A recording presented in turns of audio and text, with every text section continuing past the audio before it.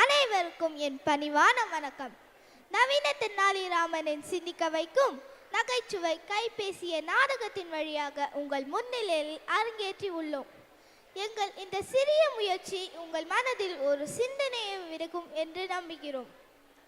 இந்நாடகத்தின் வழியாக கைபேசியை எப்படி அறிவோடும் அளவோடும் பயன்படுத்த வேண்டும் என்ற கருத்தை உங்களுக்கு ஏற்றுரை வருகிறார்கள் எம் 4ஆம் வகுப்பு மாணவர்கள்.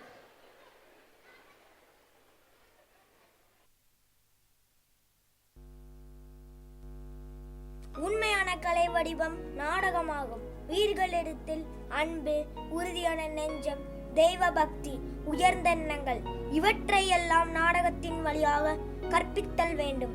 நாடகம் என்பது உலக நிகழ்ச்சிகளை காட்டும் கண்ணாடி. சிரிக்க தெரிந்தவனே மனிதன். சிரிப்பு என்பது ஒரு உணர்வின் வெளிப்பாடு. இது மனித இனத்திற்கு உண்டான தனி சிறப்பு. வாய்விட்டு சிரித்தால் நோய் விட்டு போகும் என்பது பழமொழி. சிரிப்பில் தான் எத்தனை வகை. அசட்டு சிரிப்பு, ஆணவ சிரிப்பு, நெய்யாண்டி சிரிப்பு, ஏளன சிரிப்பு, புன் சிரிப்பு. சிரிப்புக்கு சுவை கொடுப்பதாலே நகைச்சுவை ஆயிற்று. அத்தகைய நகைச்சுவையை வெளிப்படுத்தி உங்களை மகிழ்விக்க வருகிறார்கள் எம் பள்ளி 4ஆம் வகுப்பு மாணவர்கள்.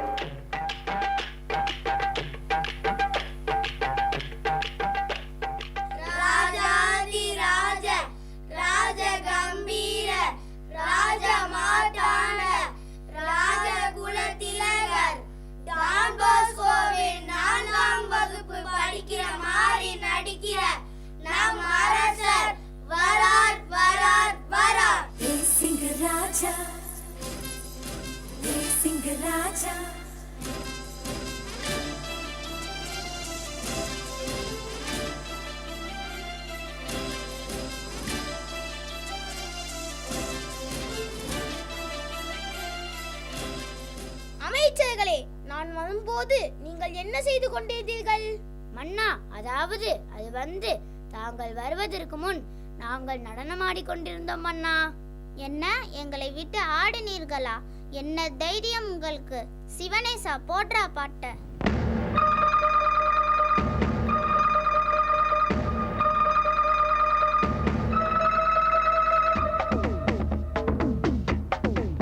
அமைச்சரே, நம் நாட்டின் ஏதாவது செய்தி உள்ளதா? இவன் கேட்டு என்ன பண்ண போறான்? ஒன்றுமில்லை மன்னா, மக்கள் அனைவரும் நலம். அமைச்சரே, தென்னாலிராமன் அரசவைக்கு வரவில்லையா? ஆம் மன்னா, அரசவைக்கும் வரவில்லை, தகவலும் அனுப்பவில்லை மன்னா. என்ன தைரியம் இந்த தென்னாலிராமனுக்கு! இன்னும் வரவில்லையா? யார் அங்கே? காவலாளி, நீ சென்று தென்னாலிராமனை அழைத்து வா. இங்குள்ள அமைச்சர்களுக்கே வேலை இல்லாம வெட்டியா இருக்கிறாங்க. அவன் என்ன செய்ய போகிறான்? தென்னாலிராமனின் குழந்தை அழுது அடம் பிரிக்கிறதா. குழந்தையை சமாதானம் படுத்திவிட்டு வருவதாக கூறினார் மன்னா. என்ன தைரியம் இந்த தென்னாலிக்கு! மன்னர் அழைத்தும் குழந்தையை சமாதானம் படுத்தி விட்டு வருவதாக கூறுவான். தன்னை அறிவாளி என்று சொல்லிக் கொள்ளும் தென்னாலிக்கு குழந்தையின் அழுகை நிறுத்த தெரியவில்லையா? இது என்னால் நம்ப முடியவில்லை. இப்போதே தென்னாலிராமன் வர வேண்டும். கட்டி இழுத்து வாருங்கள். அப்படியே ஆகட்டும் மன்னா. அருமை அருமை.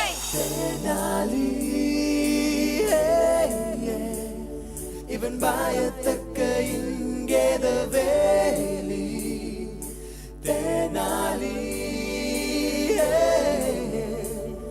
இவன் பயந்தாலுக்கு பல ஜோலி. மன்னா, மன்னா, என்னை மன்னித்து விடுங்கள்.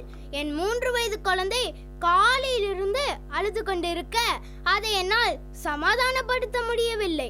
அதனால் குறித்த நேரத்தில் வர முடியவில்லை. உன்னால் ஒரு குழந்தையை கூட சமாதானப்படுத்த முடியவில்லையா? உண்மையை சொல் தென்னாலிராமா, மன்னரிடமே போய் சொல்கிறாயா? நான் நடந்ததை சொல்கிறேன், கேளுங்கள். காலையில் எழுந்தவுடன் என் குழந்தை கரும்பு கேட்டது. நானும் வாங்கி தந்தேன். அதை பிரிந்து சாறு தருமாறு கேட்டது. நானும் அவ்வாறு செய்து கோப்பையில் ஊற்றி கொடுத்தேன்.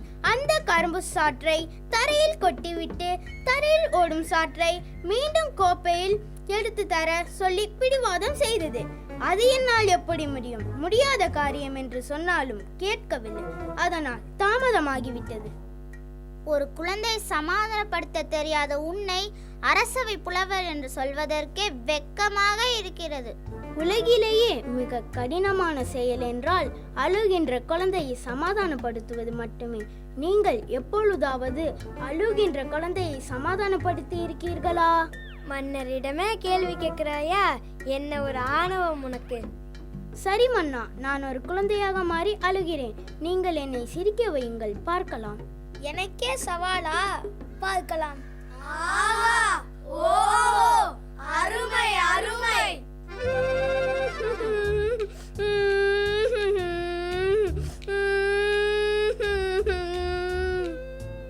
அல்லாதே கண்ணே, உனக்கு என்னடா வேண்டும் சொல்லுடா. பழம் தரட்டுமா? பால் கொண்டு வர சொல்லட்டுமா? சமத்து குட்டி. மன்னரே, குழந்தையை எவ்வளவு அருமையாக கொஞ்சுகிறீர்கள்! அருமை அருமை. எனக்கு இது வேணும். அல்லாதேடா சமத்து குட்டி, உனக்கு வேற என்ன வேண்டும்? எனக்கு ஒரு பானை வேண்டும், கொண்டு வருவேன். பானை தானே, கொண்டு வாருங்கள். யார் அங்கே? ஒரு பானையை கொண்டு வாருங்கள். அப்படியே ஆகட்டும் மன்னா. பானையை வைத்து விளையாட போகிறாயா? இல்ல அரசி, இந்த பானைக்குள் அமைச்சரை போக சொல்லுங்க. இந்த பானைக்குள் நாங்கள் எப்படி போக முடியும்? சிரிப்பாக இருக்கிறதே. எங்களால் முடியாது, எங்களால் முடியாது, எங்களால் முடியவே முடியாது. இல்லை, நீங்கள் போகத்தான் வேண்டும். மன்னா, எங்களை காப்பாற்றுங்கள். அது எப்படி போக முடியும்? அருமை அருமை. அட நிறுத்துங்கடா அல்ல கைகளா. ஏன் சத்தமாக அழிதாய்?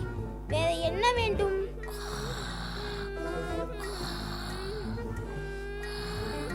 நானே குழந்தையின் அழுகையை சமாதானப்படுத்த முடியாமல் இருக்கிறேன். உனக்கு என்ன தூக்கமா? அருமை அருமை. அட நிறுத்துங்கடா லகட பாண்டிகளா, தின்னி பண்டாரம். நான் குழந்தையின் அழுகையை நிறுத்த முடியாமல் இருக்கிறேன். உனக்கு என்ன சாப்பாடு முக்கியமா? மன்னா, நான் ஒரு கடிஜோக் சொல்லி சிரிக்க வைக்கிறேன். குழந்தாய், எலிக்கு பிடிக்காத படிப்பு எது? அது போய் எலிக்கிட்ட கேளுங்கடா. அறிவு கெட்ட மங்குடி அமைச்சர்களை, குழந்தையை நழுவை நிறுத்துங்கடா. நான் அருண் குழந்தையை சிரிக்க வைக்கிறேன். அங்கே பாரு, ஒரு காகம் பறக்கிறது. போடா லூசு, காகம் என்றால் பறக்கத்தான் செய்யும். மன்னா, நான் முயற்சி செய்கிறேன். குழந்தாய், எப்ப எல்லாம் ஸ்கூல்ல விடுவாங்க? முட்டாள் அமைச்சரே, அங்கே இருக்கும் தலைமை ஆசிரியரிடம் கேள். மன்னா, நான் முயற்சி செய்கிறேன். குழந்தாய், நான் உனக்கு நீச்சல் கற்றுக் கொடுக்கவா? முட்டாள் காவலாளியே, எப்படி தரையில் நீச்சல் அடிக்க முடியும்? குழந்தாய், நான் பொம்மை தட்டுமா? நீ வைத்து விளையாட. போடா, நான் சிரிக்க மாட்டேன். போதும்டா உங்கள் அறிவு கட்ட ஆலோசனை. குழந்தாய், உங்களுக்கு வேற என்ன வேண்டும்? நான் பாட்டு பாடட்டுமா? டான்ஸ் ஆடட்டுமா?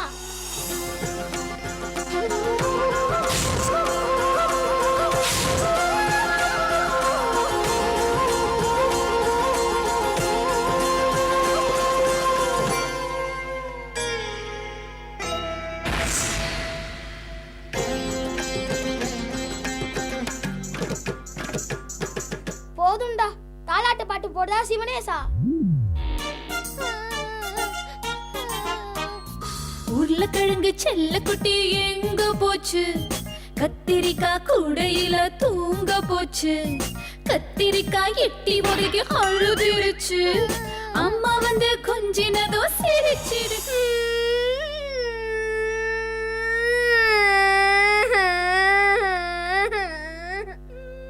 உனக்கு கதையை சொல்லவா? ஒரு பாட்டி வடை சுட்டது. அந்த வடையை காகம் தூக்கிச் சென்றது. இன்னும் இந்த கடையை விடவில்லையா? இதுவும் வேணாம் என்றால் நான் என்ன செய்வது? மன்னா, எனக்கு ஒரு யோசனை. சரி, கொண்டு வா மொபைல் போனை.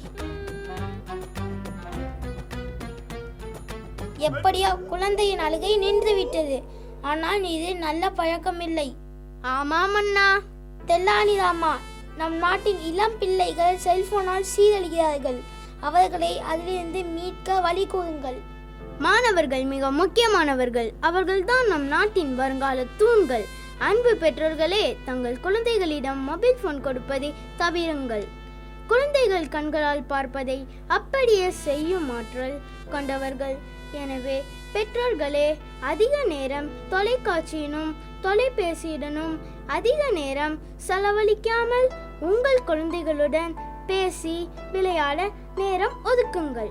போனில் விளையாடாமல் வெளியில் சென்று ஓடியாடி விளையாட செய்யுங்கள். இன்றைய சூழ்நிலையில் போன் இல்லாமல் இருப்பது முடியாதுதான். மன்னா, உங்களால் முடியுமா? சபாஸ் தென்னாலிராமா, நீ என் கண்களை மட்டுமல்ல, நம் நாட்டின் மக்கள் அனைவரின் கண்களையும் திறந்து விட்டாய். நம் நாட்டில் உள்ள அனைவரும் தென்னாலிராமன் கூறியதைப் போல் தேவைக்கு மட்டும் மொபைல் போனை பயன்படுத்த வேண்டும். இதுவே என் கட்டளை. என் கட்டளையே சாசனம்.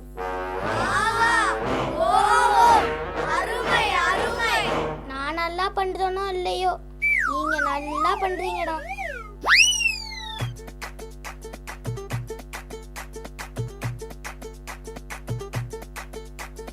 அப்துல் கலாம் கண்ட கனவு பலிக்கணும்.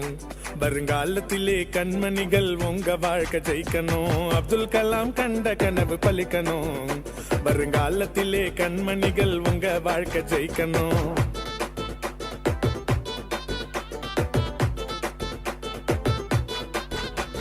மலையேறி போச்சு இங்கு கருத்தான ரைம்ஸ். தனியாக சிரிக்க இங்க வந்தாச்சு மீன்ஸ். மலையேறி போச்சு இங்கு கருத்தான ரைம்ஸ். தனியாக சிரிக்க இங்க வந்தாச்சு மீன்ஸ். தவறான பழக்கம் அது உன சுண்டி இழுக்கும். தவறான பழக்கம் அது உன சுண்டி இழுக்கும். நீ அடிக்ட் ஆகானா உன் லைஃப் போகும் வீணா. நீ அடிக்ட் ஆகானா லைஃப் போகும் வீணா. அப்துல் கலாம் கண்ட கனவு பலிக்கணும். வருங்காலத்திலே கண்மணிகள் உங்க வாழ்க்கை ஜெயிக்கணும்.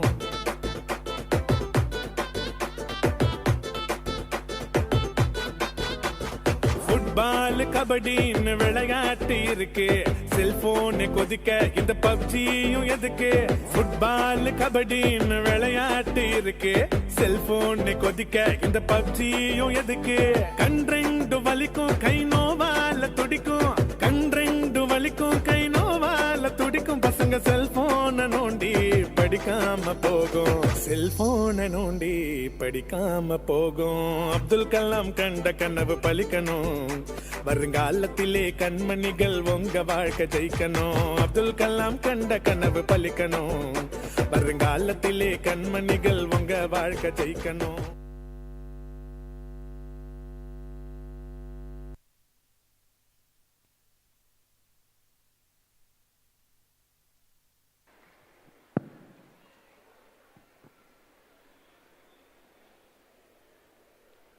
நன்றி சொல்லும் உள்ள நன்மையின் மணிமகுடம். உங்கள் கை தட்டல் குழந்தைகளின் தன்னம்பிக்கையாக வளர செய்யும். வழிகாட்டும் ஆசான் இருந்தால் வாழ்வு ஒளியடும் என்பதற்கு இந்த நிகழ்ச்சிக்கு எங்களை அன்புடன் வழிநடத்தி தயார் செய்த ஆசிரியர் திருமதி சலமி மற்றும் திருமதி அம்தா அவர்களுக்கு நன்றி.